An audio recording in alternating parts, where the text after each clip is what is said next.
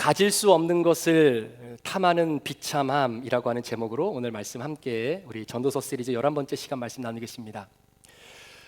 보통 우리가 예배를 드릴 때 예배마다 다 예배의 형식과 순서가 있습니다.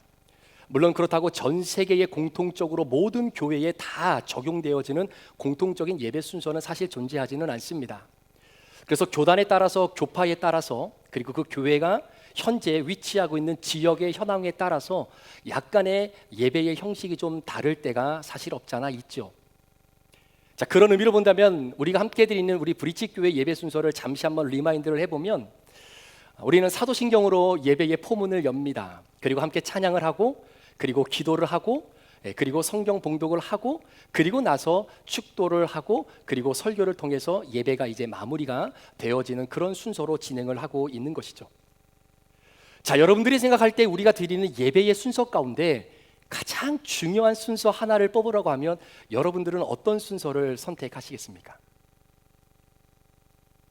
아마 많은 분들이 그래도 설교 시간이 가장 중요한 시간이 아니겠는가 이렇게 생각하시는 분들이 아마 많으실 겁니다. 그러나 여러분, 사실은 설교 시간이 아닙니다. 설교보다 더 중요한 순서가 있습니다. 그게 뭐냐면 바로 말씀을 봉독하는 시간입니다. 성경 봉독이라고 이야기하죠. 이유가 뭐냐면 성경 봉독 시간은 하나님의 말씀 그 자체가 나에게 주어지는 시간이기 때문입니다. 물론 설교라고 하는 것이 하나님의 말씀을 해석해서 여러분과 제 삶에 구체적으로 적용하는 차원으로 선포되는 그러한 시간이라고 하는 측면에서 본다면 물론 설교 시간도 중요하지요. 그러나 더 중요한 시간은 말씀을 봉독하는 성경 봉독의 시간입니다. 이 시간은 순수한 하나님의 말씀, 어떠한 해석도 가미가 되어지지 않는 그 복음 자체, 그 말씀 자체가 나에게 말 걸어오기 위해서 직접 나에게 다가와 주는 시간이기 때문입니다.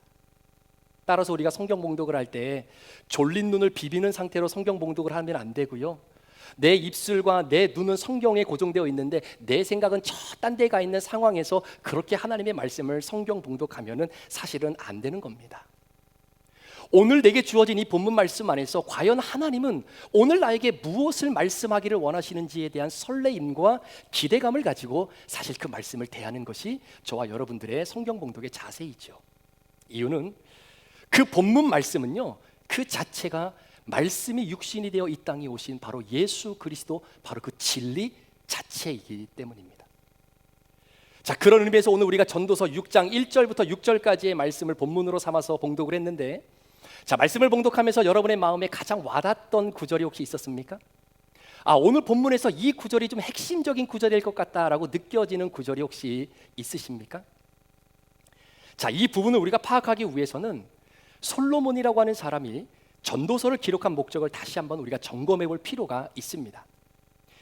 자, 먼저 솔로몬이 전도서의 말씀을 통해서 저와 여러분들에게 소개하면서 궁극적으로 말하고 싶은 것이 뭐냐면, 모든 것이, 우리의 인생이 헛되고 헛되며 다 헛된 것이다, 이렇게 이야기를 하죠. 자, 그런데 우리가 한 가지 생각해 봐야 될 것은, 우리가 살아가고 있는 이 인생 자체가 다 헛되고 헛된 것, 사실 그렇지는 않습니다. 만약에 저와 여러분의 인생이 어차피 헛된 인생으로 결과가 이루어질 거라고 한다면 뭐하러 우리가 인생을 이렇게 아둥바둥하면서 살 이유가 뭐가 있겠습니까? 하나님께서 우리를 당신의 형상으로 아름답게 창조하시고 난 이후에 하나님이 만드신 세상에 우리를 보내주셔서 인생이라고 하는 여정을 걷게 하셨는데, 여러분, 그 인생이 어차피 헛되고 헛된 것이라고 한다면 여러분, 그 인생을 우리가 살 이유가 뭐가 있겠습니까? 그런데 예수님은 인생을 바라보는 관점이 좀 달랐습니다. 33년의 짧은 인생을 이 땅에서 사셨지만 그렇다고 이 땅에 계시면서 결혼을 해서 자녀를 낳고 후손을 남긴 것도 없었습니다. 남들이 그렇게 꿈꾸고 꿈꿨던 집 한 채에 우리 하나님 남겨놓고 가신 적도 없었습니다. 심지어 십자가에 돌아가셔서 못 박혀 죽으시고 난 이후에 그래도 모든 사람은 그래도 죽으면 한 평 남짓해 자신만의 무덤은 있을 텐데 우리 예수님은 무덤도 남긴 것이 없어요. 그리고 따지고 보면요, 우리 예수님이 이 땅에 이룬 것도 없고 남긴 것도 없었습니다. 그런데 그 예수님이 십자가에 못 박혀 돌아가실 때 마지막 숨을 거두시면서 하셨던 말씀, 테텔레스타이, 내가 다 이루었다 라고 말씀하시고 세상을 떠나셨죠. 그러니까 솔로몬처럼 예수님은 인생은 어차피 살아도 다 헛된 거야 라고 말씀하지 않으셨다는 거예요. 그러니까 여러분, 인생을 살다 보면 솔로몬이 말했던 것처럼 그래, 인생이 정말 헛된 거야 이렇게 말할 수도 있고요. 그러나 예수님이 말씀하신 것처럼 인생, 이룬 인생으로 끝날 수도 있다라는 겁니다.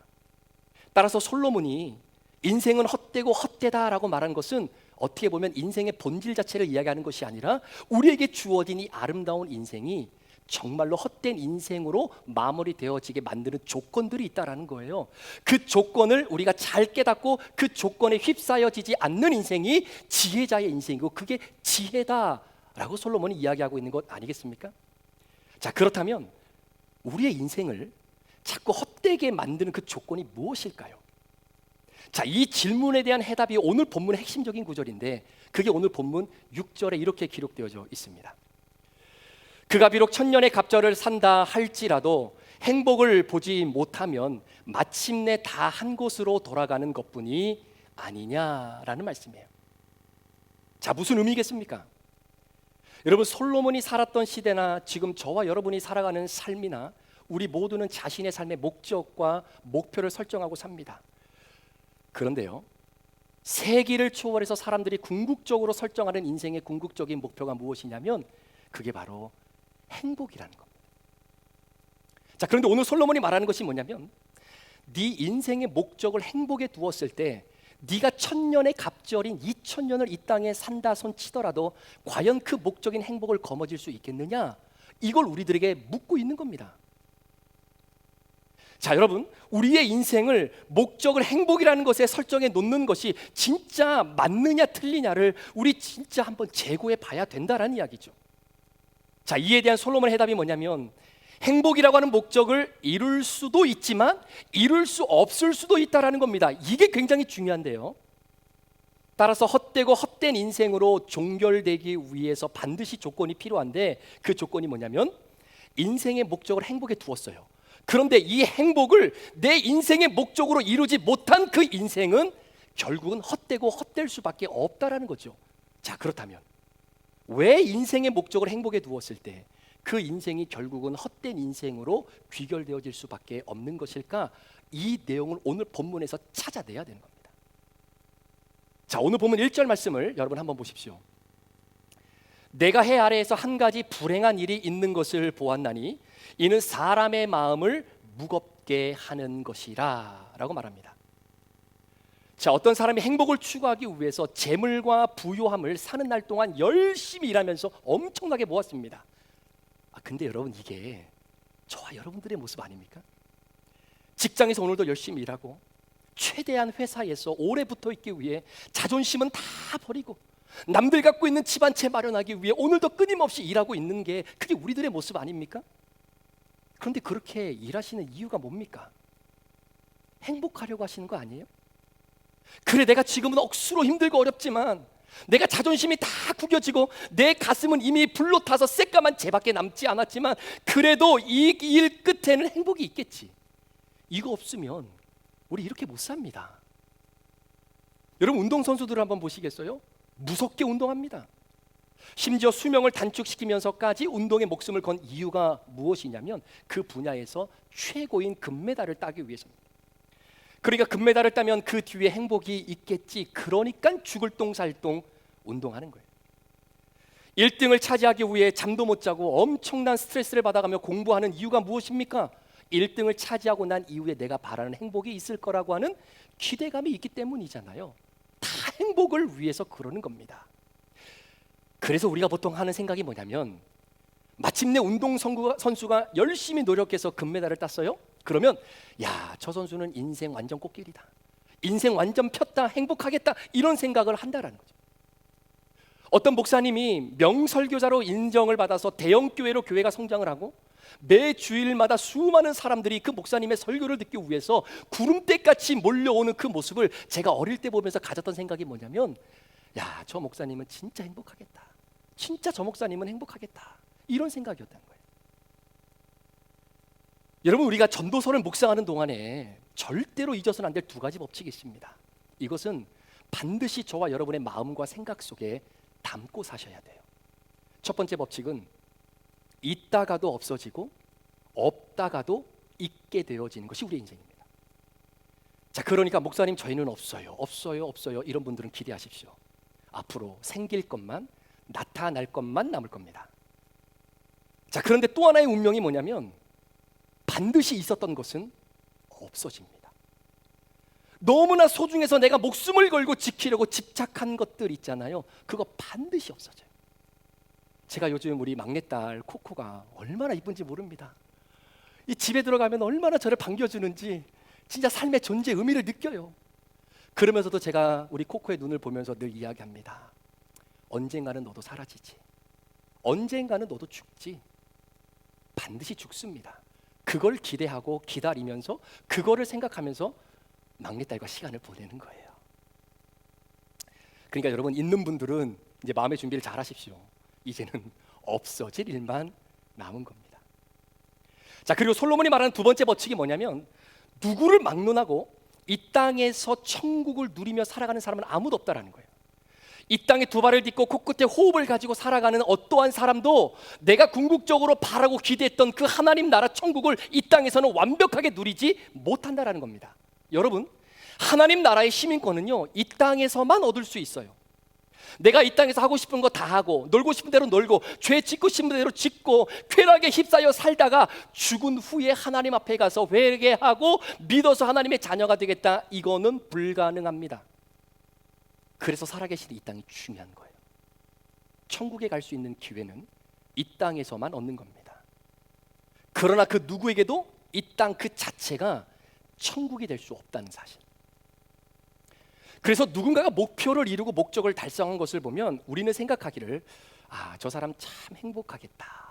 그런데요, 그 생각이 우리만의 착각이라고 오늘 성경이 우리에게 이야기해주고 있는데, 자, 그 증거가 뭐냐면 전도서 6장 2절 말씀을 읽을 텐데, 자, 앞부분을 제가 먼저 읽을 테니까 스크린을 통해서 한번 보십시오. 어떤 사람은 그의 영혼이 바라는 모든 소원에 부족함이 없어 재물과 부요와 존귀를 하나님께 받았으나, 자, 여기까지입니다. 모든 소원에 부족함이 없어 재물과 부요와 존귀를 하나님께 받았다는 거예요. 자, 지금 솔로몬이 말하는 게 뭐냐면 우리는 이 땅에서 목적을 달성할 수 있습니다. 내가 바라는 모든 소원에 부족함이 없이 재물과 부요함을 누릴 수 있다는 거예요. 꿈은 이루어집니다. 이루어지는 꿈이 있어요. 그런데 중요한 것은 솔로몬이 그 다음에 하는 이야기가 핵심 포인트입니다. 자, 전도서 6장 2절 후반절 말씀 한번 스크린 통해 보실까요?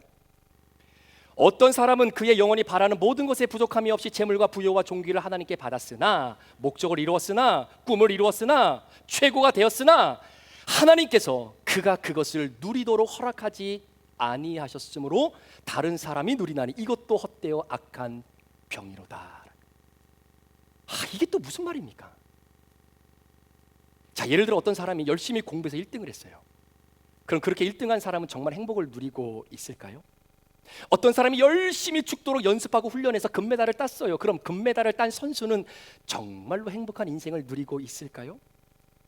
여기서 솔로몬이 인생을 살면서 경험했던 굉장히 중요한 진리 하나를 오늘 저와 여러분들에게 소개하고 있는 겁니다. 하나님은 사람들이 설정한 목적과 목표를 이루시도록 도와주십니다. 최고를 이루는 것, 이 모든 것들을 성취하도록 역사하십니다. 아예 그것도 이루지 못하도록 원천봉쇄하시는 비인격적인 하나님은 아니시다라는 거예요. 그런데 그것이 성취됨과 동시에, 내가 최고가 되는 것과 동시에 행복은 누리게는 하지 않으셨다라는 거예요. 오히려 최고가 되고 많은 것을 누리는 사람은 헛되어서 악한 병이 찾아오게 된다라고 성경은 이야기하는데, 도대체 이 말이 무슨 뜻이겠느냐라는 거죠. 자, 여러분 잘 들어보십시오. 혹시 여러분 가운데 이 TV 프로그램 가운데 가수를 발견하는 오디션 프로그램들이 굉장히 많습니다. 뭐 Sing Again 같은 프로그램. 어느 정도 일정이 공지가 되면 제일 먼저 예선전을 펼치게 되죠. 그러면 잘 보세요. 예선전에 참여하는 사람들의 공통적인 특징이 있습니다. 예를 들어 누가 봐도 진짜 탁월한 실력의 음색과 음질을 가지고 있는 사람이 아닌 사람도 지원을 해서 노래를 부르겠죠. 그럼 노래를 마치면 심사위원들이 인터뷰를 합니다. 자, 오늘 자신의 실력이 어땠다고 생각하십니까? 잘했다고 생각하시나요? 만족하십니까? 자, 이렇게 인터뷰를 하잖아요. 그러면 통상 그런 사람들은 이렇게 대답을 해요. 오늘요, 제가 부른 노래는 그 어떤 때보다 최고의 실력으로 임했던 것 같습니다. 나름대로 제가 최선을 다했기 때문에 좋은 결과가 있지 않겠습니까? 호호호. 그리고 막상 뚜껑을 열어보면요, 결과가 좋지 않습니다. 탈락한 사람들이 많아요. 그런데 반대로 지원한 사람들 가운데에 첫 소절만 딱 듣고도 이 심사위원들의 귀를 쫑긋하게 만들 수 있는 그러한 실력을 갖고 있는 사람들이 가끔 나와요. 그러면 그 사람들에게 동일하게 인터뷰를 합니다. 그러면 그런 사람들은 대부분 이렇게 해요. 죄송합니다. 오늘 제 노래가 망친 것 같습니다. 제대로 실력 발휘를 좀 해야 되는데 그렇게 좀 못한 것 같습니다. 뭐 이래요. 그런데 막상 뚜껑을 열어보면 어떻습니까? 합격한 사람들이 많아요. 이런 경우를 보신 적이 있으시죠? 말씀과 기도만 하시니까 잘 안 보실 테니까 여하튼, 자, 그러면 여러분의 학창 시절 한번 생각해 보세요. 자, 학창 시절을 소환해 보세요. 학교에서 시험을 치르고 나면 꼭 두 부류의 학생으로 나눠집니다. 어떤 친구들, 그러니까 예를 들어 성적에는 별로 관심과 욕심도 없고 늘 낙관적인 인생을 살아가는 귀한 친구들이 있어요. 그런 친구들에게 야, 너 오늘 시험 잘 봤니? 라고 이렇게 묻잖아요. 그러면 그런 친구들은 대부분 이렇게 대답합니다. 이번에 성적이 좀 오를 것 같아. 지난번보다는 좀 잘 본 것 같은데? 그렇게 말해요. 그런데 막상 뚜껑을 열어보면 점수가 예상만큼 잘 나오지 않는 경우가 많습니다. 반대로 여러분, 공부 잘하는 학생들은요, 시험 시간이 축제입니다. 동의를 못 하시는군요. 공부 잘하는 학생들은요, 시험이 즐거운 날이 되는 것 아닙니까? 왜? 공부를 잘하니까. 그런데 오히려 공부를 잘하는 아이들이요, 시험 기간만 되면 잠도 못 자고 스트레스도 엄청 받고 변비도 걸리고 엄청나게 예민해집니다. 그런 친구들에게 야, 너 이번에 시험 잘 봤어? 어때? 이렇게 물어보면 나 생각보다 좀 어려웠던 것 같아. 아무래도 지난번보다는 점수가 좀 안 나올 것 같은데 망쳤다라는 거예요. 그런데 막상 뚜껑을 열어보면 100문제 중에 2~3개밖에 안 틀렸는데 자기 시험 못 봤다라는 거예요. 그런 친구들 보면 뭐라고 얘기합니까? 재수 없어. 이렇게 얘기하시죠. 재수 없다고 말한 부류에 속하십니까? 재수 없다고 들은 부류에 속하십니까? 진짜 재수 없어요. 그리고 본인은 시험 망쳤다고 막 자리에 앉아갖고 머리 끄댕이를 붙잡고 마음을 찢어가면서 시험 못 봤다고 하는 그 모습을 보면 진짜 역겹기도 하고요. 어떨 때는 저거 위선 떠는 거 아닌가? 이런 생각이 들 때도 저만 있었는가 봅니다. 그런데 여러분, 이런 현상이요, 과학적으로 심리학적으로 일어날 수밖에 없는 이유가 있다라는 사실이에요. 한번 들어보세요. 심리학 용어 중에 더닝크루그 이펙트, 더닝크루그 효과라고 하는 것이 있습니다. 미국 코넬 대학교의 더닝이라고 하는 교수님이 학생들을 대상으로 한 가지 실험을 하게 되는데 45명의 학생들에게 논리적 사고를 묻는 시험을 치른 거예요. 그리고 나서 학생들에게 너 시험 잘 봤니? 어떤 결과가 나올 것 같니? 이랬더니 결과를 보니까 예상보다 점수가 잘 안 나올 것 같아요 라고 하는 사람은 예상대로 점수가 잘 나왔고요. 저는 예상대로 점수가 잘 나올 것 같아요 라고 했던 사람은 점수가 잘 안 나온 결과를 얻게 된 겁니다. 이게 더닝크루그 효과라고 하는 거예요. 자, 이게 무슨 의미냐면 자신이 무엇인가를 잘하고 있는지 못하고 있는지를 제대로 평가하려면 무엇보다 그걸 잘해야 됩니다. 이해가세요? 자신의 실력을 내가 스스로 평가하려면 실제로 내 실력을 평가할 수 있는 실력보다는 조금 더 높은 실력에 도달해야 내 실력을 스스로 평가할 수 있을 거 아니에요. 이해되십니까? 이해 안 돼도 어쩔 수 없어요. 실력을 높이지 못하면 실력을 평가할 수가 없다라는 겁니다. 따라서 무능력하고 무지한 사람일수록 자신이 아무것도 모른다라고 하는 사실 자체를 깨닫기가 사실은 힘들어요. 자, 그런데 여러분, 이것이요, 우리의 삶에 그대로 적용이 됩니다. 보세요. 여러분, 아인슈타인이라고 하는 사람 아시죠? 상대성 이론을 제기했던 사람입니다. 광전 효과라고 하는 것은 노벨상, 이 물리학 노벨상을 받은 사람이에요. 그러니까 물리학의 대가 아닙니까? 엄청난 업적을 이룬 사람. 그러면 그런 엄청난 업적을 이루었던 아인슈타인은 사는 내내 행복하고 즐거웠을까요? 놀랍게도 아닙니다. 아인슈타인은요, 사는 내내 자신을 비하하고 연구 결과에 대해서 부족함을 너무나 많이 느끼면서 살았다라는 거예요. 노벨상을 받았는데 그게 나에게 궁극적인 기쁨을 주지 못한다라는 겁니다. 이유가 뭡니까? 어떤 이론을 발견하고 어떤 실험의 결과를 가지고 왔는데 이거를 판결하고 이거를 평가하려면 이 결과를 나오게 했던 내 실력보다 더 높은 실력이 돼야 이걸 평가할 수 있다라는 원리예요. 그러니 그 인생에 만족이 있겠습니까? 최근에 대한민국의 한강이라고 하는 작가가 노벨 문학상을 받았습니다. 이게 얼마나 대단한 일입니까? 나라 전체가 들썩들썩할 정도의 사건이었는데 문학계에서는 난리가 나도 이런 난리가 난 적이 없었습니다. 그런데 한강이라는 작가가 노벨 문학상을 받고 나서 기뻤을까요? 행복했을까요? 당연히 기쁘죠. 행복하죠. 아무나 받는 상이 아닌데. 그런데 나중에 인터뷰한 내용을 들어보니까요, 그 기쁨과 행복도 잠시 앞으로 내가 노벨상을 받았다라고 하는 이 엄청난 부담감을 등에 업고 또다시 새로운 목표를 향해서 독자들과 만남을 이어나가기 위해 작가로서 걸어야 하는 그 인생의 깊은 고뇌와 고독의 시간을 내가 어찌 감당할 수 있겠는가, 부담이 너무나 많이 된다는 겁니다. 왜? 노벨상을 받았으니까 다음 작품은 그것보다 더 뛰어난 작품이 나와야 되는 것 아닙니까? 여러분, 이게 저와 여러분의 실제 삶 아닙니까? 우리 목회자들 사이에서도요, 롤 모델을 한 분 뽑으라고 하면 아마 많은 목사님들이 지금은 소천하셨지만 고 옥하는 목사님을 뽑을 겁니다. 한국교회의 제자훈련의 기초를 다지고 또 사랑의 교회를 개척하시고 세계적인 교회로 성장시킨 주인공이시잖아요. 교파를 초월해서 모든 목사님들이 존경하고 존경하는 목사님이세요. 이분은요, 목회에 있어서 실패한 것이 하나도 없다라고 말해도 과언이 아닐 정도로 목회에 성공하신 분입니다. 그런데 당시 옥하는 목사님 전화 받으시라고 그러지. 지금 하늘나라에 계시는데, 자, 옥하는 목사님을 모시고 있었던 어느 한 목사님이 쓰셨던 글을 제가 읽은 적이 있어요. 그렇게 모든 목회자들이 존경하는 목사님이신데도 불구하고 자신이 했던 설교에 만족함을 못 느끼는 겁니다. 제자 훈련을 그렇게 준비하고 해도 늘 부족하다라고 하는 생각 때문에 고군분투하며 하루하루를 사셨다라고 하는 글을 봤어요. 한 번은 교회 성도님들 가운데에 암으로 고통당하고 있는 성도가 있다는 소식을 이 목사님이 들은 겁니다. 근데 뭐라고 기도를 하냐면, 하나님, 왜 저에게는 조용기 목사님처럼 신유의 은사를 허락하지 않으셨습니까? 라고 하면서 그렇게 마음 아파하셨다라는 거예요. 제가 그걸 보면서 사실 좀 이해가 안 됐습니다. 아니, 이 정도로 목회 성공하셨고 교회도 세계적인 교회로 성장을 시켰으면 이제는 만족하고 누리면 되는 거잖아요. 아니, 이만큼 이뤘는데 뭘 더 이루시겠다고? 아, 이거 진짜 목회자의 솔직한 욕심 아닌가? 그런데요, 더닝크루그 효과를 알고 난 이후에 제가 깨달은 것은 뭐냐면, 사람이 어느 분야에 있든지 자신이 만족한 그만큼만 성장하게 되어 있습니다. 예를 들어 어느 사람이 시험을 봤는데 50점을 맞았어요. 그런데 만족하는 겁니다. 이 정도도 잘 봤다라는 거예요. 그럼 그 사람은 딱 거기까지만 성장하는 거겠죠. 그러니까 내가 만족하는 그만큼이 내 수준이 되는 겁니다. 정말 그런 사람이 있거든요. 그런데 여러분, 내가 50점 맞고 사는 그 인생이 나쁜 인생입니까? 아닙니다. 50점을 받았는데 그것으로 나는 만족하며 살겠다? 그거 괜찮은 인생이에요. 만약에 어느 사람이 한 달에 2,000불을 버는데 나는 이 월급에 만족하면서 산다라고 했을 때, 여러분, 그거 나쁜 인생 아니지 않습니까? 욕심이 없어요. 괜찮아요. 그러면 그 사람 부자입니다. 그런데 어떤 사람이 자신의 분야에서 1등이 됐습니다. 소위 경제계에서 재벌이 됐다고 한번 생각을 해보세요. 최고가 됐습니다. 이유가 뭔지 아십니까? 마음에 만족이 없기 때문이에요. 마음에 만족이 없기 때문입니다.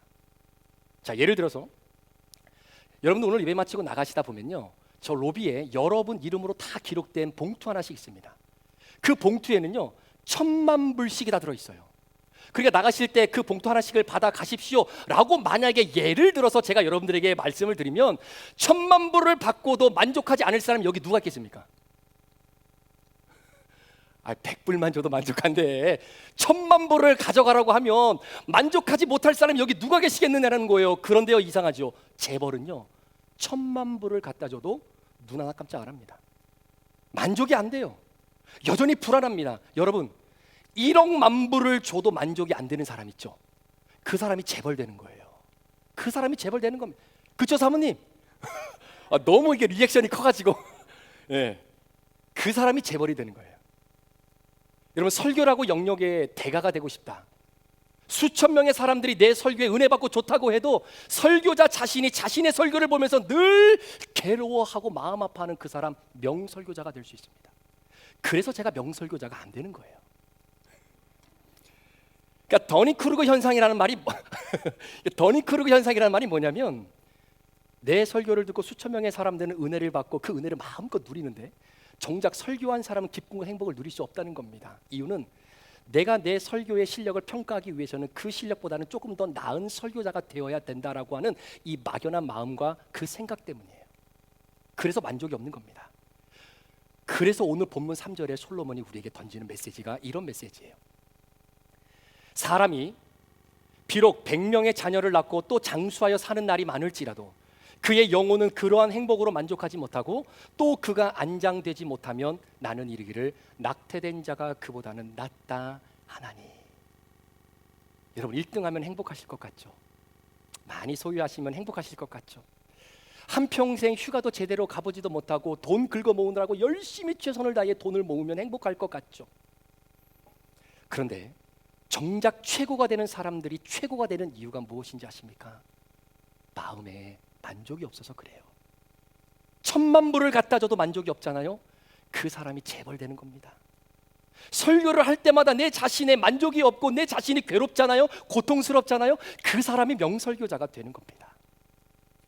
따라서 내가 1등 하겠다, 많이 소유하겠다, 내가 재벌이 되겠다라고 하는 등등의 인생의 목표가 설정이 되잖아요. 죄송하지만 그 사람은 그 순간 행복을 잃어버리게 됩니다. 행복을 내려놔야 돼요. 그래서 우리가 행복이라는 것을 추구하면 추구할수록 그 행복은 자꾸 우리를 지옥으로 끌고 가는 겁니다. 그래서 여러분 인생의 목적은 행복이 아니라 거룩인 거예요. 오늘 솔로몬이 전하는 메시지가 무엇입니까? 여러분이 노동자로 일하십니까? 회사에서 일하는 사무직원이십니까? 비즈니스를 운영하시는 사장님이십니까? 교회를 대표하는 담임 목사입니까? 만약 당신의 인생이 궁극적으로 헛된 인생으로 끝나지 않으려면 하나님께서 주신 삶의 자리에서 허락하신 아름다운 정직한 열매로 최선의 삶에 만족하라는 거예요. 지금 너희의 자녀가 어떤 모습을 하고 있든지 그 자녀로 만족하라는 겁니다. 하나님께서 믿음의 반려자로 나에게 붙여주신 남편과 아내 그 배우자를 있는 그대로 만족하라는 거예요. 만약 만족하지 못한다, 내 인생에서 어떤 경우도 행복은 없습니다. 여러분이 무엇을 하든 여러분의 인생의 목적을 행복으로 두잖아요. 그 행복을 한번 거머쥘 수 있는지 잘 보십시오. 결혼의 목적이, 우리 청년들 잘 들으세요. 결혼의 목적이 행복이 되잖아요. 그러면 그 행복을 유지하기 위해서 부부는 끊임없이 싸웁니다. 우리 일하시는 분들 잘 들어보세요.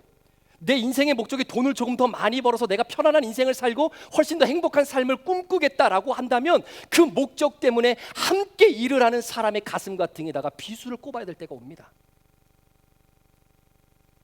인생을 살다가 행복하지 못하면 왠지 내 인생에 뭐가 문제가 있어서 그러지 않은가? 이런 생각에 깊이 몰골하면서 나도 모르게 우울증에 빠지기도 돼요.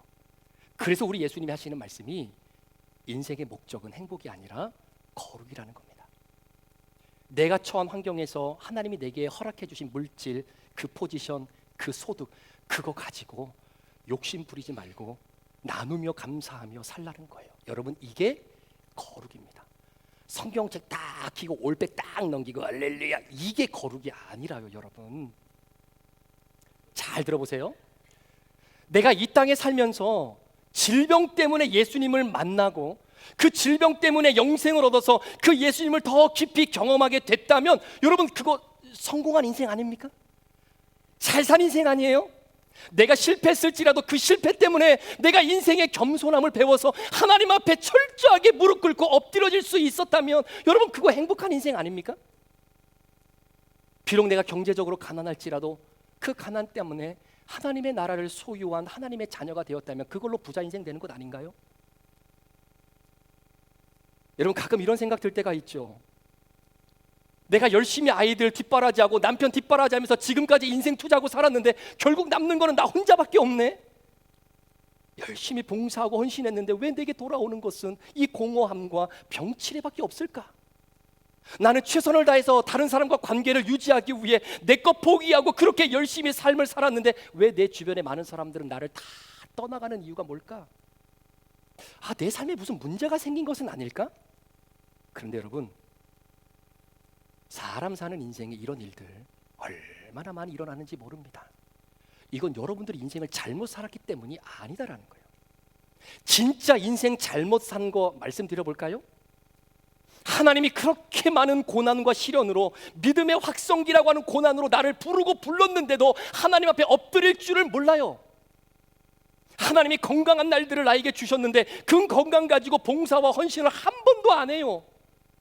넉넉한 물질도 주셨는데 평생토록 두 손만 꽉 쥐고 있지 한 손을 남을 위해 펼 줄을 몰라요. 여러분, 이런 인생이 잘못된 거 아닙니까? 아무리 내가 많이 가지고 부요함의 축복을 누리며 산다 해도 하나님을 인격적으로 만나지 못한 인생이라면 죄송합니다, 그거 진짜 심각한 인생이에요. 질병이 찾아오고 가난이 나를 방문하고 고난이 여전히 내 옆에 동력자처럼 붙어있는 인생이 잘못된 인생이 아니라는 겁니다.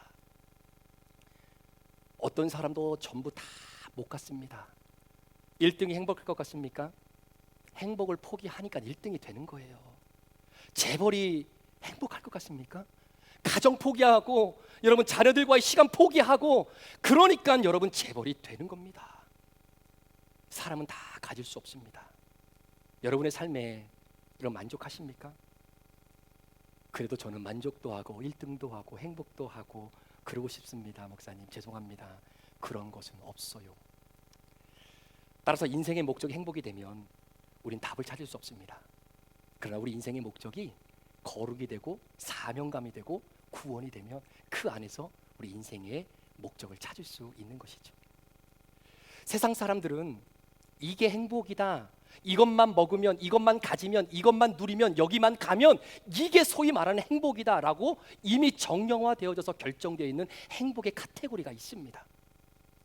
여러분, 혹시 우리도 이 행복 찾느라고 오늘 하루를 그렇게 매진하며 살고 계시지는 않습니까? 여러분만의, 하나님이 주신 여러분만의 행복을 찾으십시오. 예전에 제가 본 영화 중에 윌 스미스가 주연한 행복을 찾아서라고 하는 영화가 있습니다. The Pursuit of Happiness라고 하는 제목이에요. 당시 미국의 전설적인 흑인 사업가 크리스 가더너라고 하는 사람의 일화를 바탕으로 해서 만든 영화인데요. 이 영화의 줄거리는 굉장히 단순합니다. 불행의 끝이 보이지 않던 절망적인 삶 속에서도 사랑하는 아들과 함께 희망의 끈을 놓지 않고 끝까지 버티더니 성공했더라라고 하는 그러한 일반적인 내용이었어요. 그런데 이 영화의 영어 제목이 The Pursuit of Happiness입니다. 그런데 여러분, 영어 시간은 아니지만 행복이라고 하는 영어 단어 명사형의 철자가 Happiness, happiness 이렇게 쓰는 거 맞죠? 아리나 맞니? 맞아요. 이게 행복이라고 하는 영어 단어의 철자입니다. 그런데 이 영화 감독은요, 일부러 철자를 다르게 사용하고 있어요. Happiness가 아니라 Happyness라고 해서 happiness 이렇게 씁니다. 실제로 영화 속에서도요, 이 가더너라고 하는 주인공이 어린이집 벽면에 happiness라고 하는 단어가 쓰였는데 철자가 잘못된 거예요. 그래서 주인에게 찾아가 얘기합니다. 저 영어 철자 잘못됐어요. Happiness로 써야 됩니다. 이렇게 가르쳐줘요. 그런데 안타까운 건지 뭔지 모르겠지만 그 건물주가 화교입니다. 그래서 영어를 몰라요. 철자를 몰라요. 그래서 못 고치고 그냥 Happyness로 남겨놓습니다. 왜 영화 감독은 이 틀린 철자의 단어를 사용한 의도가 무엇일까요?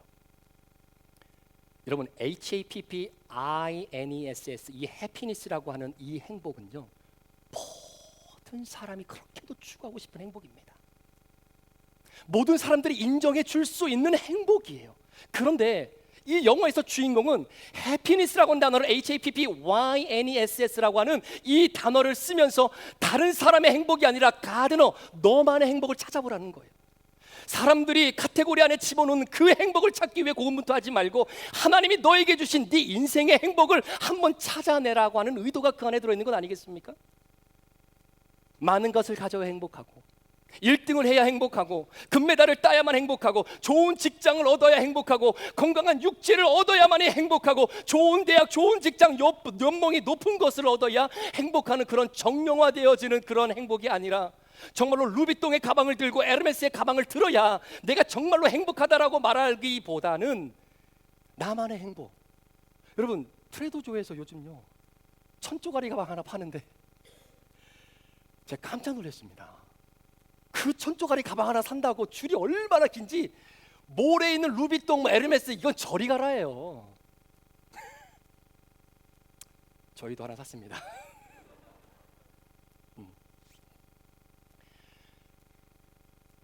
루비통이나 에르메스는 없지만 그래도 트레더조에서 나오는 천조각 가방 하나 사고 기뻐하고 즐거워하는 그 행복도 여러분 좋은 거 아닙니까? 멋진 인생 아닐까요? 대답이 없는 걸 보면 그래도 에르메스나 루비통은 하나 있어야 된다고 생각하시는 분들이 많은 것 같아요. 100% 만족도 없이 1등이 되지 못했어도, 대형교회를 이루지 못했어도 내 영혼이 구원받고 거룩을 이어갈 수 있는 인생을 오늘도 살아갈 수 있다면 여러분 그걸로 된 겁니다. 내 영혼이 구원받고 정말로 하나님의 은혜를 오늘도 묵상하면서 살아갈 수 있는 인생을 오늘도 여러분이 살아가고 계신다면 여러분 그 인생 잘 살고 계시는 인생이에요. 목적을 혼동하지 마십시오. 다 가져야 나는 이룬 인생이다. 모든 것을 잃어야 잘된 인생이다. 죄송하지만 그런 것은 없습니다. 구원받아 하나님의 자녀가 되셨고 하나님을 만나셨다면 더 이상 욕심내지 마시고 하나님께서 허락하시는 그 범위 안에서 최선을 다해 감사하게 인생을 함께 살아내는 저와 여러분 됐으면 좋겠습니다. 이번 한 주간의 삶, 예수 믿고 구원받아 하나님의 자녀가 되었던 이 기쁨 여러분 다시 한번 좀 회복해 보십시오. 그것으로 인해 감사와 기쁨으로 만족하면서 여러분들이 살아갈 때 여러분의 배우자와 여러분의 자녀들을 바라보는 여러분의 시각은 달라질 겁니다. 여전히 그 사람은 똑같은 사람들인데 바라보는 내 시각이 달라지니 왜 이렇게 만족스럽고 사랑스럽고 이쁘고 아름답게 보일까요? 이번 한 주간 그 기쁨이 저와 여러분의 삶 가운데 다시 한번 회복되어진 은혜가 있기를 우리 구주 예수 그리스도의 이름으로 간절히 축원합니다. 기도하시겠습니다.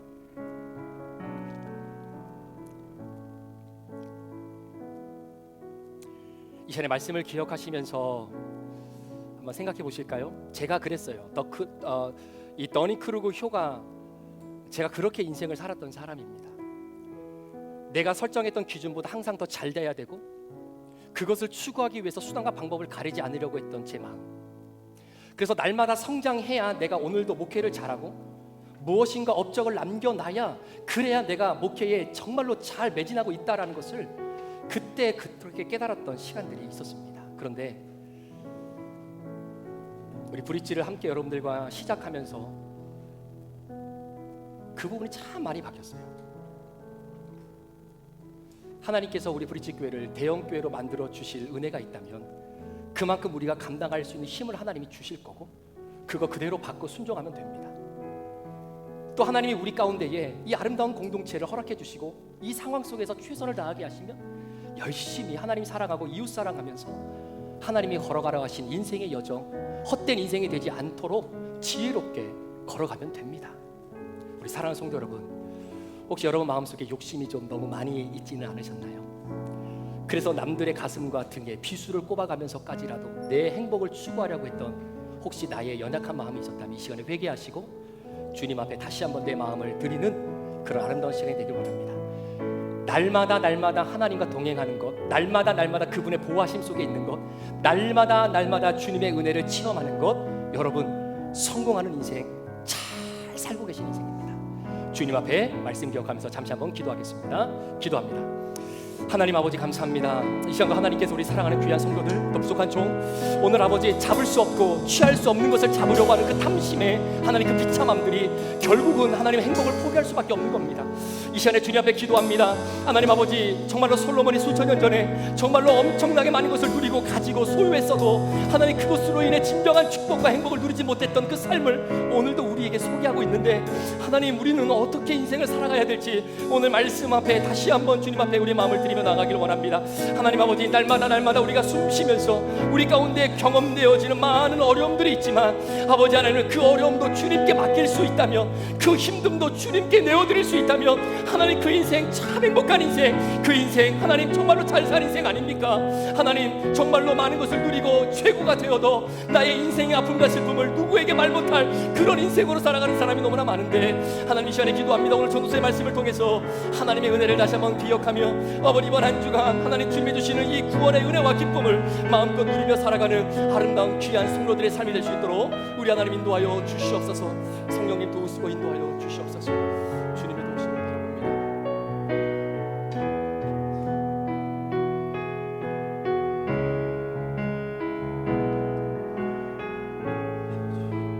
같이 한번 오늘 주신 말씀을 마음에 품고 이 찬양으로 믿음으로 함께 고백합니다. 날마다 숨쉬는 순간마다 내 앞에, 날마다 숨쉬는 순간마다 내 앞에 어려운 일 보내. 주님 앞에 이 몸을 맡길 때 슬픔 없네 두려움. 날마다 숨쉬는 순간마다, 날마다 숨쉬는 순간마다 내 앞에 어려운 일 보내. 그럼에도 불구하고 주님 앞에 이 몸을 맡길 때 슬픔 없네 두려움 없네. 주님의 그 자비로운, 주님의 그 자비로운 손길 항상 좋은 것 주시도다. 사랑스레 아픔과 기쁨을 수고와 평화와 안식을. 날마다 주님 내 곁에, 날마다 주님 내 곁에. 그거 잘 산 인생 아닙니까? 자비로 날 감싸주시네.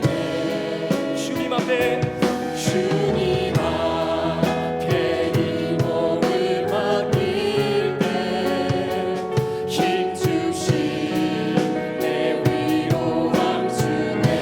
어린 나를 품에 안으시사 항상 평안함 주시도다. 내가 살아 숨을 쉬는 동안 살피신 나 약속하셨네. 인생의 어려운 순간마다 주의 약속 생각해보네. 내 맘속에 믿음 잃지 않고 말씀 속에 위로를 얻네. 주님의 보신 바라보며 모든 어려움이 들어가. 흘러가는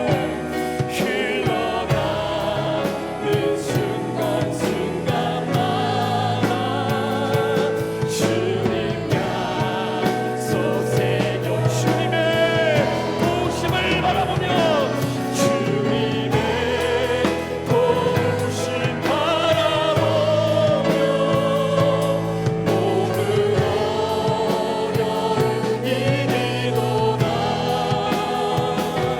흘러가는 순간순간마다 주님 약속 세워봅니다. 흘러가는 순간순간마다 주님 약속 새겨봅니다.